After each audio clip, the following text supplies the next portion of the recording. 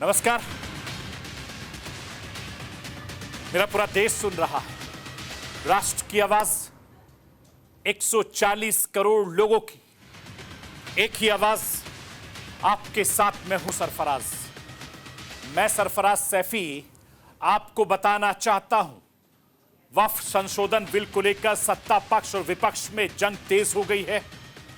मुस्लिम संगठन और विपक्षी दलों का आरोप है कि सरकार वक्फ की संपत्तियों पर कब्जा करना चाहती है और भारतीय जनता पार्टी का कहना है कि यह बिल वक्फ में पारदर्शिता लाने के लिए है। सरकार का दावा है कि जेपीसी में सभी पक्षों की बात सुनी गई है। यह बिल 8 अगस्त 2024 को लोकसभा में पेश हुआ था, लेकिन हंगामे के बाद इस बिल को जेसीपी के पास भेज दिया गया। लेकिन अब कभी भी सरकार इस बिल को पारित कराने के लिए लोकसभा में ला सकती है। बिल को लेकर विपक्ष ने संसद से लेकर सड़क तक विरोध का ऐलान किया है। और इस बिल को लेकर क्या है सत्ता पक्ष और विपक्ष की तकरार, यह आज आपको राष्ट्र की आवाज के जरिए बताने, दिखाने, समझाने की कोशिश करूंगा। वक्फ संशोधन बिल को लेकर देश में बड़ा विवाद खड़ा हो गया। संसद से लेकर सड़क तक वक्फ बिल को लेकर घमासान छिड़ा है। मुस्लिम संगठन वक्फ बिल के खिलाफ प्रदर्शन कर रहे हैं। इसमें तमाम मुस्लिम संगठनों के लोग शामिल हुए हैं। मुस्लिम धर्मगुरु और पॉलिटिक्स पार्टियों के प्रतिनिधि विरोध में शामिल हैं। विपक्ष का आरोप है कि संयुक्त संसदीय समिति यानी जेपीसी में दिए गए सुझावों को नजरअंदाज किया गया है। तो जेसीपी के अध्यक्ष जगदंबिका पाल का कहना है कि जेपीसी में बिल पर गहन विचार विमर्श किया गया। विपक्षी दलों और मुस्लिम संगठनों द्वारा इस बिल का विरोध करने पर जगदंबिका पाल ने कहा है कि ऐसा सिर्फ लोगों को गुमराह करने, देश में तुष्टीकरण करने और सियासी तकरार की वजह से किया जा रहा है। लेकिन सवाल है कि पुराने बिल और नए बिल में अंतर क्या है। नए वक्फ बिल को लेकर विपक्ष और मुस्लिम संगठनों को आपत्ति क्यों है, यह मैं आपको राष्ट्र की आवाज के जरिए समझाने की कोशिश करूंगा। वक्फ बोर्ड को लेकर विवाद का सबसे बड़ा मुद्दा वक्फ की संपत्ति है। देश में कुल 32 वक्फ बोर्ड हैं। इनमें 20 तालमेल के लिए केंद्र सरकार के अल्पसंख्यक मामलों के मंत्रालय की तरफ से सेंट्रल वक्फ काउंसिल बनाया गया और यह वक्फ बोर्डों के कामकाज के मामलों में केंद्र सरकार को सलाह देती है। 2023 में कांग्रेस के नेतृत्व वाली यूपीए सरकार ने 1995 में बेसिक वक्फ एक्ट में संशोधन लाया और वक्फ बोर्डों को और ज्यादा अधिकार दे दिया गया, जिसके बाद आरोप है कि वक्फ की संपत्ति 10 साल में दुगनी हो गई, जिसके बाद से वक्फ बोर्ड कानून में संशोधन की मांग उठ रही थी। अब मोदी सरकार इस बिल को संशोधन करने के लिए पूरी तरीके से तैयार है। लेकिन सवाल यह उठता है कि वो वक्फ की कौन सी ताकत है जिसे लेकर एतराज जताया जा रहा है। यह आपको राष्ट्र की आवाज के जरिए बताने, दिखाने, समझाने की कोशिश करूंगा। मैं अपने हिंदुस्तान के कोने कोने की आवाज को दिल्ली तक पहुंचाता हूं। दिल्ली की आवाज को देश दुनिया के कोने कोने तक पहुंचाता हूं। नेताओं की आवाज को मैं आम लोगों तक पहुंचाता हूं। आम लोगों की आवाज को मैं अपने देश के हुक्मरानों तक पहुंचाता हूं। आपकी आवाज से मिलती है मेरी आवाज और बन जाती है राष्ट्र की आवाज।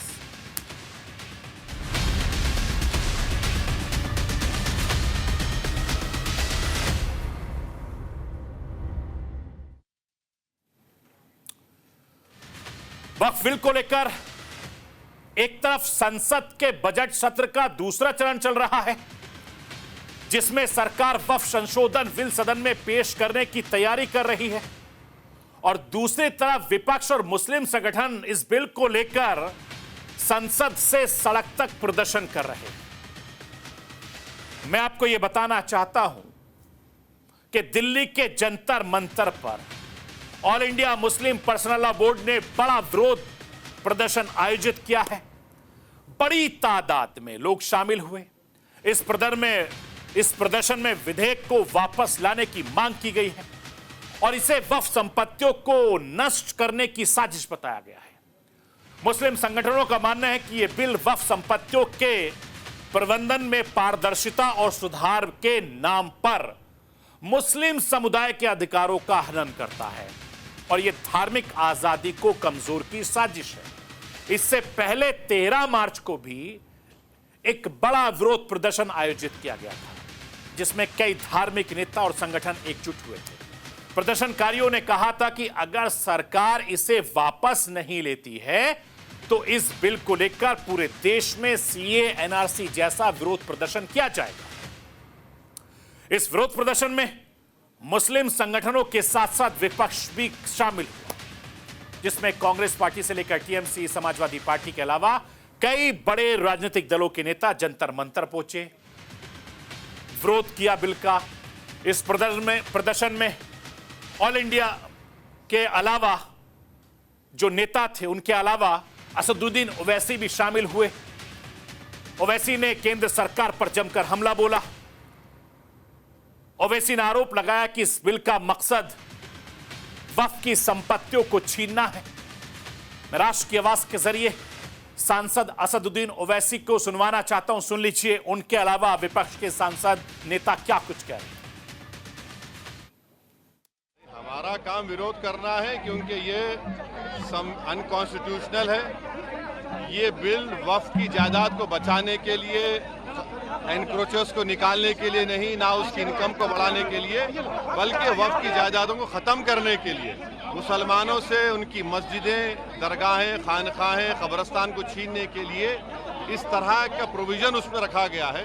तो इनकी नीयत ख़राब है और ये चाहते हैं कि देश में और दूरियां बढ़े दो बड़े समुदायों में। जंतर मंतर जिस काम के लिए आए थे वो काम हम कर चुके हैं, अपनी बात कह चुके हैं, लोगों की बात सुन चुके हैं। अब इसके बाद सरकार इस पर क्या राय बनाती है वो तो पार्लियामेंट में पता लगेगा। की बात क्यों हो रही है? 25 और 26 आर्टिकल्स हैं, तो 25-26 आर्टिकल्स का क्या मतलब है ये जानते हैं कि नहीं जानते हैं?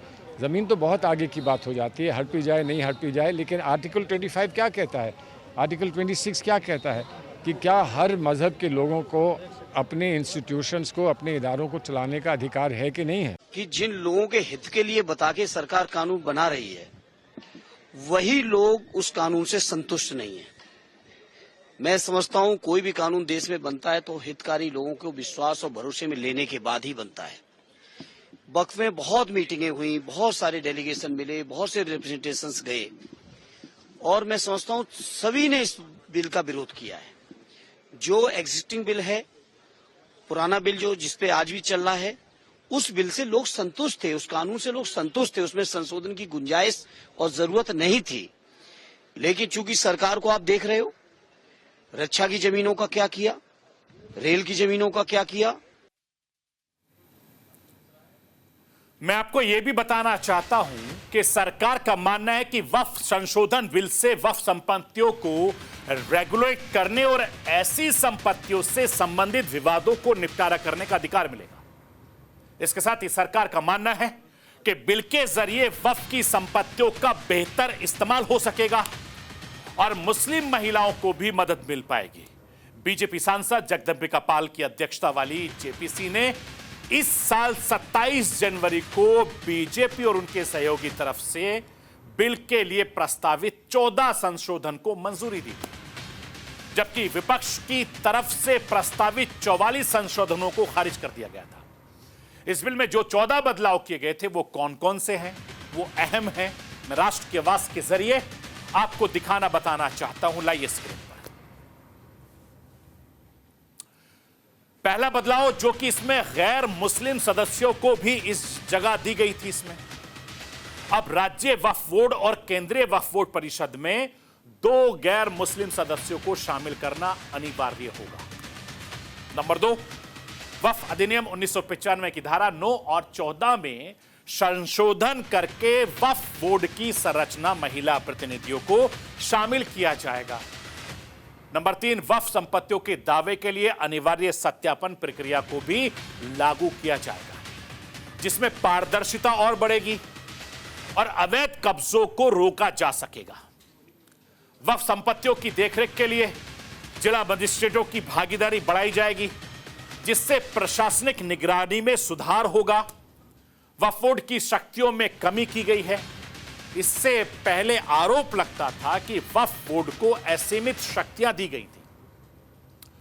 वक्फ संपत्तियों के बेहतर प्रबंधन के लिए उनके डिजिटलकरण की प्रक्रिया को भी बढ़ावा दिया जाएगा। इससे पारदर्शिता और ज्यादा बढ़ेगी। वित्तीय पारदर्शिता सुनिश्चित करने के लिए वक्फ संपत्तियों की ऑडिट प्रणाली में सुधार किए जाएंगे। अवैध कब्जों की रोकथाम होगी। यह भी बड़ा आरोप लग रहा है कि वक्फ दूसरे के संपत्तियों को अवैध तरीके से कब्जा ले, यानी वक्फ बोर्ड के सदस्यों की नियुक्ति को लेकर इसमें भी संशोधन किया गया है। राज्य सरकार को वक्फ बोर्ड के सभी सदस्यों को नामित करने की अनुमति दी जाएगी, जिससे नियुक्ति प्रक्रिया में सुधार होगा। वक्फ न्यायाधिकरण की शक्तियों को बढ़ाया जाएगा, जिससे वक्फ से संबंधित विवादों को तेजी से निपटारा हो सकेगा। वक्फ संपत्तियों के अनाधिकृत हस्ताक्षरण के लिए भी कड़ी सजा के प्रावधान किए जाएंगे। वक्फ बोर्ड के लिए वरिष्ठ स्तर के अधिकारियों को मुख्य कार्यकारी अधिकारी के तौर पर नियुक्त किया जाएगा, जिसमें प्रशासनिक कार्यों में सुधार होगा। वक्फ संपत्तियों की रिकॉर्ड को कंप्यूटराइज किया जाएगा, जिसमें डेटा प्रबंधन में सुधार होगा। वक्फ बोर्ड की संरचना में बदलाव करके इसे और ज्यादा अधिक प्रभावी बनाया जाएगा, जिसमें विभिन्न समुदाय के प्रतिनिधित्व को भी सुनिश्चित किया जाएगा। मैं आपको यह भी बताना चाहता हूं कि यह बिल वक्फ संपत्तियों के प्रबंधन से जुड़ा हुआ है। इसमें कई बदलाव किए गए हैं। इन बदलावों का मकसद वक्फ संपत्तियों का बेहतर इस्तेमाल सुनिश्चित करना होगा। और सरकार का कहना है कि इसमें पारदर्शिता आएगी और दुरुपयोग रुकेगा। लेकिन मुस्लिम संगठनों को लगता है कि इसमें अल्पसंख्यकों के अधिकारों का हनन होगा।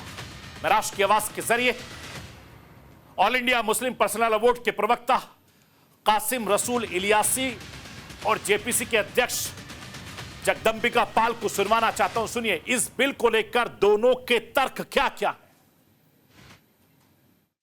तो जाहिर है कि जेपीसी ने तो शायद हमारे ना ईमेल देखे हैं ना हमने जो दिया था उसको देखा है, लेकिन जब जेपीसी के अंदर जो अपोजिशन के मेंबर्स थे उन्होंने भी जो अमेंडमेंट सजेस्ट किए थे उन सबको रिजेक्ट कर दिया। कहीं डेमोक्रेसी में ऐसा होता है क्या? जो स्टेक होल्डर है, जो असल पार्टी है जिसको ये हिट करने जा रहा है, वो पार्टी रिजेक्ट कर रही है। पूरे देश के 20 करोड़ मुसलमानों ने रिजेक्ट कर दिया इस बिल को, लेकिन उसके बाद भी आप बिल को थोप रहे हैं और ये बात कह रहे हैं। कल भी मुझे अफसोस हुआ जेपीसी के चेयरमैन साहब का जो स्टेटमेंट आया हमारे प्रेस कॉन्फ्रेंस के बाद पटना की, कि पर्सनल लॉ बोर्ड चाहे कुछ भी करे हम तो लाने वाले हैं इसको। ये केवल सियासी तौर से विरोध हो रहा है। अभी तो एक्ट भी नहीं आया। हमने अपनी रिपोर्ट 428 पेज की दी है, उसके आधार पे सरकार उसको अप्रूव करके सरकार उस पे अमेंडेड जो 44 संशोधन पहले थे, अब उसको जो हमने हमारी रिपोर्ट पे हमने 14 अमेंडमेंट्स किया, उसके आधार पे एक अमेंडेड बिल आएगा। उस बिल को पास होने के बाद इनको कोई बात कहनी चाहिए। इसका मतलब है कि बिल अभी आया भी नहीं, कानून बना भी नहीं।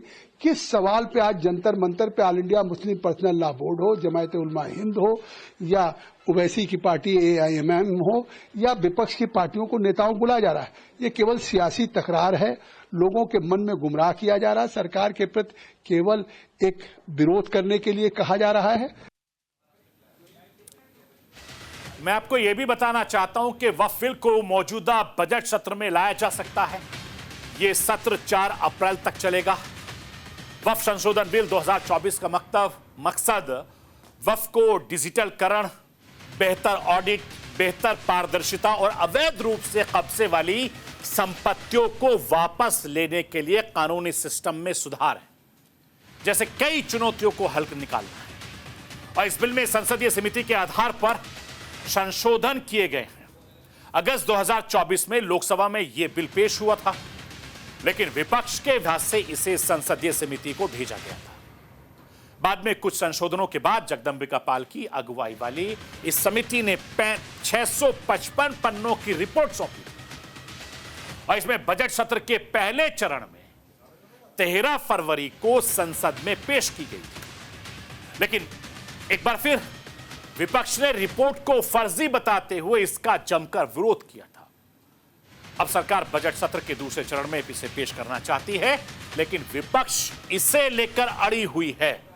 वक्फ बिल को लेकर मुस्लिम संगठन और विपक्षों की 4 प्रमुख आपत्तियां क्या हैं, मैं राष्ट्र की आवाज के जरिए आपको बताना दिखाना चाहता हूं। वक्फ के किसी भी संपत्ति विवाद पर अब फैसले के लिए हाईकोर्ट जा सकते हैं। हालांकि इससे पहले वक्फ ट्रिब्यूनल का फैसला ही आखिरी माना जाता था। अब दान किए बिना किसी संपत्ति पर वक्फ अपना अधिकार नहीं जता सकता, लेकिन इससे पहले दावे के साथ ही कोई भी संपत्ति वक्फ का अधिकार हो सकती थी। वक्फ बोर्ड में महिला और अन्य धर्म के 2 सदस्य होने चाहिए। पहले बोर्ड में महिला और अन्य धर्म के सदस्य नहीं होते थे। जब तक किसी के वक्फ को दान में जमीन नहीं दी जा रही हो, उस पर भले ही मस्जिद बनी हो, लेकिन वो वक्फ की संपत्ति नहीं होगी। पहले बोर्ड के जमीन पर मस्जिद हो या उसका उपयोग इस्लामिक उद्देश्यों के लिए हो, तो वो ऑटोमेटिक वक्फ की संपत्ति हो सकती है। बिल में कलेक्टर के पास सरकारी संपत्तियों को गलत तरीके से वक्फ की संपत्तियां घोषित करने की जांच का अधिकार होगा। हालांकि इसे लेकर जेपीसी ने सिफारिश की थी कि कलेक्टर से बड़े रैंक के किसी अधिकारी को इस काम में लाया जाए, जिसे राज्य सरकार नामित करेगी।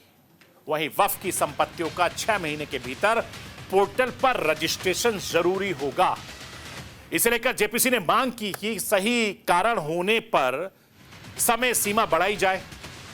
इसी तरीके से बिल में प्रावधान है कि वक्फ संपत्ति नोटिफाई होने में 15 दिन में पोर्टल पर अपलोड करना होगा, और इसे लेकर जेपीसी ने समय सीमा को 90 दिनों तक बढ़ाने की सिफारिश की है। मुस्लिम संगठनों का आरोप है कि यह बिल मुसलमानों के धार्मिक और संवैधानिक अधिकारों के खतरा है। इनका मानना है कि वक्फ संपत्ति सरकारी संपत्ति नहीं है, बल्कि धार्मिक ट्रस्ट की, और यह वक्फ बिल की आजादी को छीनने वाला है। मैं एक बार फिर से राष्ट्र की आवाज के जरिए all India Muslim personal board के प्रवक्ता कासिम रसूल इलियासी को सुनवाना चाहता हूं। सुन लीजिए क्या कुछ कह रहे हैं। पहले वक्फ की प्रॉपर्टी में हर 10 साल के बाद वक्फ बोर्ड जो है वो सर्वे करवाता था। अब सर्वे कमिश्नर अपॉइंटमेंट का इख्तियार वक्फ बोर्ड से लेकर अब जो है वो कलेक्टर के हाथ में दिया जा रहा है, डीएम के हाथ में दिया जा रहा है। फिर एक और बात यह है कि वक्फ की प्रॉपर्टी के सिलसिले में ये जो सीईओ होता है, चाहे वो वक्फ बोर्ड में हो, चाहे वो आपके सेंट्रल वक्फ काउंसिल में है, सीईओ भी कभी मुसलमान होना शर्त थी, अब वो मुसलमान होने की शर्त भी हटा दी गई है। तो आप अंदाजा लगाइए कि ये जो वक्फ के सिलसिले में डिस्क्रिमिनेशन किया जा रहा है, हम इसलिए डिस्क्रिमिनेशन कर रहे हैं कि आपने हिंदू हम नहीं कह रहे कि आप हटाइए, इसलिए कि हम समझते हैं कि उनको भी हासिल होना चाहिए, लेकिन जो प्रोटेक्शन हिंदू इंडोमेंट को हासिल है, जो प्रोटेक्शन सिख इंडोमेंट को हासिल है, आप मुस्लिम इंडोमेंट से वो चीज़ें छीन रहे हैं। तो ये डिस्क्रिमिनेशन है, सीधा सीधा डिस्क्रिमिनेशन।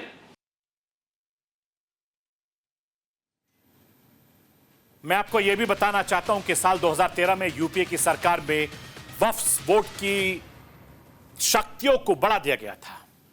आम मुस्लिम, गरीब मुस्लिम महिलाएं, तलाकशुदा महिलाएं, महिलाओं के बच्चे, शिया और बोहरा जैसे समुदाय लंबे वक्त से कानून में बदलाव की मांग कर रहे थे। इन सभी लोगों का कहना था कि वक्फ में आम मुसलमानों की जगह ही नहीं है, सिर्फ पावरफुल लोग हैं। वक्फ के रेवेन्यू पर सवाल उठता रहा है। कितने रेवेन्यू आता है इसका कोई आंकलन नहीं किया जाता। रेवेन्यू जब रिकॉर्ड पर आएगा तो वो भी मुस्लिमों के लिए ही इस्तेमाल होगा। भारत में भी 32 वक्फ बोर्ड हैं और सभी वक्फ संपत्तियों से हर साल करीब 200 करोड़ का राजस्व प्राप्त होने की अनुमान लगाया गया है। वक्फ के संपत्तियों पर भी कई बार सवाल उठ रहे हैं। एक अनुमान के मुताबिक भारत में सेना और रेलवे के पास जितनी संपत्ति है उससे थोड़ा ही कम वक्फ बोर्ड के पास जमीन है। दावा यह किया जाता है कि साल 2009 तक वक्फ बोर्ड के पास 4 लाख एकड़ तक की संपत्ति थी, जिसमें 3 लाख रजिस्टर्ड वक्फ संपत्तियां थी। महज 13 साल में वक्फ की जमीन दुगनी हो गई थी। करीब 8.7 लाख से ज्यादा वक्फ के पास रजिस्टर्ड संपत्तियां हैं, जिसका एरिया करीब 9.4 लाख एकड़ के आसपास हुआ। मैं आपको यह भी बताना चाहता हूं कि वक्फ के इसी बढ़ती संपत्ति और शक्तियों पर अंकुश लगाने के लिए मोदी सरकार इस कानून में संशोधन करना चाहती है, लेकिन विपक्ष के विरोध की वजह से फिलहाल अभी तक ऐसा नहीं हो सका। लेकिन अब केंद्र सरकार इसे लाने की मंजूरी पूरी तरीके से तैयारी कर चुकी है और इस बिल को लेकर सत्ता पक्ष के नेताओं का क्या कहना है, मैं राष्ट्र की आवाज के जरिए आपको एक बार फिर सुनवाना चाहता हूं। आधारविहीन लोग हैं, इनको न जनता का समर्थन है न मुस्लिम वर्ग का समर्थन है। मुस्लिम वर्ग भी जानता है कि मोदी जी गरीबों के लिए काम कर रहे हैं। अगर वक्फ बोर्ड का संशोधन होगा तो उसका सबसे ज्यादा जो लाभ मिलेगा वो पसमादा जो गरीब और पिछड़े हुए मुस्लिम वर्ग के लोग हैं उनको मिलेगा। और ये जो तथाकथित उस पर काबिज लोग हैं, जो बिल्डर्स हैं, उनको वक्फ बोर्ड जरूर नहीं पसंद आएगा, लेकिन आम जो मुस्लिम गरीब है उसके लिए ये वरदान साबित होगा। देखिए, वक्फ एक बहाना है, देश में दंगे भड़काना है, आग लगाना है, वोट बैंक की दुकान चलाना है और यही इनका फसाना है। जो वोट बैंक की दुकान चलाते हैं, चाहे वो AIMPLB जैसी तंजीमें हो या इसे सपोर्ट देने वाले राजनीतिक इसके आका कांग्रेस, तृणमूल कांग्रेस, समाजवादी पार्टी, MIM, ये लगातार वक्फ के नाम पर मुस्लिम समाज को भड़काने की कोशिश कर रहे हैं। पहले कहते थे CA आएगा, नागरिकता छिन जाएगी, एक की नागरिकता नहीं छिनी। अब कहते हैं वक्फ आएगा, जमीनें और मस्जिदें छिन जाएगी। ऐसा कुछ नहीं होने वाला। वक्फ के संशोधन की बात तो खुद मुसलमानों ने की है, पर इसको हिंदू मुसलमान बनाने की कोशिश समाजवादी पार्टी, कांग्रेस, तृणमूल कांग्रेस कर रही है। लोगों को शाहीन बाग देश में बनाने की जो है उकसाने की कोशिश कर रही है। मैं आपको यह भी बताना चाहता हूं कि इस बिल को लेकर NDA के सभी सहयोगी JDU और TDP का क्या रुख होगा, उस पर सबकी नजरें टिकी हुई हैं। इसीलिए मुस्लिम संगठनों के नेता भी इन दोनों दलों के नेताओं से मिलकर बातचीत की है। हालांकि JDU और TDP पहले से ही इस बिल को लेकर अपना समर्थन जता चुकी है, लेकिन फिर भी बिल पेश होने के वक्त इन दोनों दलों के रुख पर सबकी नजरें टिकी हुई हैं। अब देखना दिलचस्प होगा कि इस बिल को लेकर सत्ता पक्ष और विपक्ष का सदन में क्या रुख रहने वाला है। इसको लेकर तमाम लोगों की नजरें टिकी हुई हैं। तो ये थी राष्ट्र की आवाज। बाकी खबरों के लिए आप बने रहिए न्यूज़ इंडिया के साथ।